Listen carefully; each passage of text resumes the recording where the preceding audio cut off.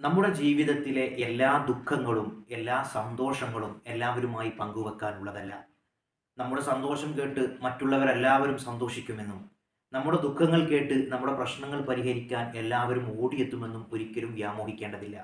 റസൂലുള്ളാഹി പറയുന്ന ഒരു ഹദീസുണ്ട്. നിങ്ങളൊരു നല്ല സ്വപ്നം കണ്ടാൽ പോലും അത് നിങ്ങളോട് ഇഷ്ടം നിറഞ്ഞ പിരിശമുള്ള ആളുകളോട് മാത്രമേ പറയാവൂ എന്നുള്ളതാണ്. ഇന്നൽ ഐന ഹഖ് എന്ന് മറ്റൊരു ഹദീസ് കാണാം. നിശ്ചയമായിട്ടും കണ്ണേറ് എന്നത് സത്യമുള്ളതാണ്.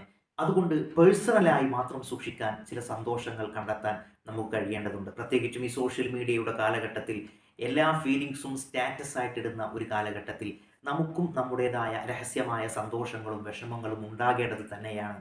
മറ്റൊരാളുടെ ദുഃഖം തൻ്റെ ദുഃഖമായി കാണാനും മറ്റൊരാളുടെ സന്തോഷം തൻ്റെ സന്തോഷമായി കാണാനും യഥാർത്ഥ വിശ്വാസിക്ക് കഴിയൂ എന്ന് ഹബീബ് റസൂലുള്ള പറയുന്നുണ്ടല്ലോ. അതുകൊണ്ട് ചിലതൊക്കെ പേഴ്സണലായി തന്നെ നിലകൊള്ളട്ടെ. അള്ളാഹു തൗഫീഖ് നൽകട്ടെ. അസ്സലാമു അലൈക്കും.